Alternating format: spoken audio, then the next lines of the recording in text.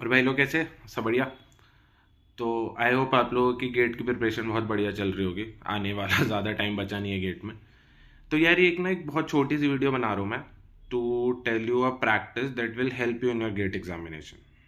बाकी अभी अक्टूबर यार हो ही गया लगभग, हो ही मान लो यार, आधा हुआ, बट कब निकलेगा पता नहीं चलेगा। तो इसमें क्या है, जैसे अभी तो यार आई होप कि आपने पूरी प्रीवियस ईयर ख़त्म कर दिए होंगे, टेस्ट सीरीज़ वगैरह स्टार्ट कर दी होगी। तो ये उसी से रिलेटेड प्रैक्टिस है। अब जैसे मान लो कि आप कोई भी टेस्ट दे रहे हो, टॉपिक वाइज हो गया, सब्जेक्ट वाइज हो गया, चाहे फुल सिलेबस भी दे रहे हो, डजेंट मैटर। बट इसमें ना कुछ मतलब आप जब भी आप टेस्ट दोगे तो आपका ऐसा होगा, आपने क्वेश्चन सही किए होंगे एकदम, क्योंकि आपको आते थे। आई होप इनका जो नंबर्स हो बहुत ज़्यादा हो, मैं यही होप कर रहा हूँ सबके लिए। एंड कुछ ऐसे होंगे कि जो आपने गलत कर दिए होंगे, कुछ होंगे जो स्किप कर दिए होंगे, कुछ ऐसे होंगे जो आपने तुक्का लगाया और सही हो गए, होते हैं ऐसे भी। तो जो मैं ये प्रैक्टिस बता रहा हूँ, ये मेजरली जो है ये बाकी के जो तीन हैं उनके लिए। जैसे मान लो आपने गलत कर दिया, आपने स्किप कर दिया, या फिर आपके तुक्के सही हो गए। तो इन क्वेश्चंस के लिए ना मैं आपको सजेस्ट करूँगा, आप क्या करो कि जैसे कोई भी आपने टेस्ट दिया, अगर आपका क्वेश्चन गलत है या फिर वही तीन ऑप्शन में से कुछ भी है, तो ना इसको आप एक ना नोटबुक में नोट करो, क्वेश्चन नोट करो एंड आंसर नोट करो। ठीक है, देन उसके बाद अगर वो आपने पूरा स्किप किया है तो बात ही खत्म हो गई, आपको एज इट इज नोट करना है।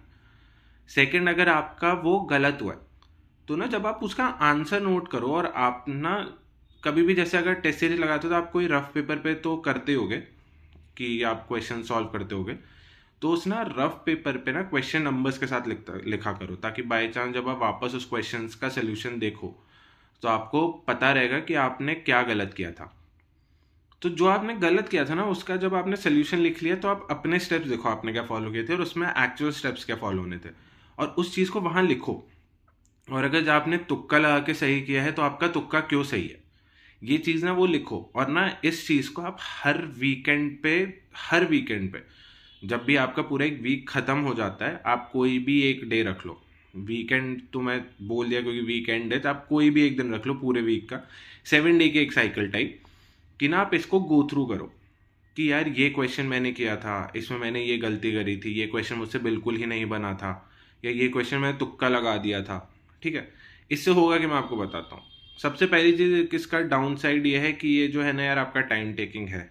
आई एग्री कि ये टाइम टेकिंग है, बट ये हेल्पफुल है। मतलब मुझे तो बहुत ही ज़्यादा हेल्प मिली थी इससे। इससे फ़ायदा क्या होता है ना, अब जैसे मान लो जो आपने गलतियाँ कर रखी हैं, वो जो गलतियाँ हैं ना आपको पता चलती हैं। अब जब आप वो टेस्ट दोगे तो आपको वो गलतियाँ पता चलेंगी, मैं बिल्कुल मान रहा हूँ, क्योंकि हर बार टेस्ट देने के बाद इंसान उसको गो थ्रू करता ही करता है।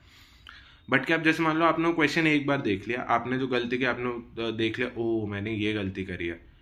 बट अब जैसे मान लो वो नेक्स्ट ही उसमें आया ना टेस्ट में, तो आप वो गलती, मैं श्योर हूँ कि आप नहीं करोगे। बट अगर वो स्किप हो गया 2-4 दिन, और आप जल्दी जल्दी जब टेस्ट में टाइमिंग्स के साथ जब आप लड़ रहे होते हो, तो गलती आप दोहराते हो, और अपने को उसी गलती से बचना है। और ये प्रैक्टिस उसी में हेल्प करेगी। जब आप उसको हर वीकेंड उस कॉपी को देखोगे ना, तो आपको समझ आएगा, अच्छा मैंने इस स्टेप पे जाके ये गलती कर दी थी, अच्छा इस क्वेश्चन को इस तरीके से टैकल करना है, इसका इस वे में जाके है। तो ये जो है ना, ये ओवरऑल आपको बहुत हेल्प मारता है। तो ये प्रैक्टिस आई सजेस्ट किया फॉलो करो। बाकी छोटे मोटे जो चीज़ें हैं उस पर ध्यान दो। जैसे जो अपना स्कोरिंग पार्ट है, मैथ एंड एप्टी, उसको मत जाने दो भाई। कोशिश करो कि यार वो तो सही ही सही जाए, क्योंकि एप्टी इतना हार्ड आता नहीं है गेट में। एंड अब मैं सिविल का ही बता रहा हूँ, तो इन सिविल जैसे आप सॉइल पे ध्यान दो, सबसे ज़्यादा मार्क्स का आएगा। फ्लूइड मैकेनिक्स में मैं सजेस्ट करूँगा, क्योंकि मैंने भी वही किया था यार, मैंने ज़्यादा ध्यान उसे भी दिया था, पाइप फ्लो पे और ओसीएफ पे। इन दोनों पे ध्यान दो, सबसे ज़्यादा मार्क्स के एफएम में से यही आता है। और ऐसे हर सब्जेक्ट में अलग अलग पार्ट है, अगर आप एनालाइज करोगे ना तो आपको पता चलेगा कि यार ये जो टॉपिक है ये ज़्यादा आ रहा है, ये जो टॉपिक है कम आ रहा है। और ना कुछ टॉपिक्स हैं जो जैसे कभी कभी ना सिलेबस से हट जाते हैं, उनका ध्यान जरूर रखना, वरना आप ना फालतू में एक्स्ट्रा कॉन्सेप्ट्स पढ़ रहे हो, तो आप दिमाग को ओवरलोड कर रहे हो, तो जो आ रहा है सिर्फ वही पढ़ना है अपने को। तो यार बस यही एक छोटी सी वीडियो थी, ये एक प्रैक्टिस जो मैंने आपको बतानी थी। It help me a lot, and I hope कि ये आपको भी हेल्प करेगा। तो इसको एक बार फॉलो करके देखो, अगर हेल्प होती है तो यार वेल एंड गुड। बाकी all the best for your GATE examination and until next time guys, sayonara.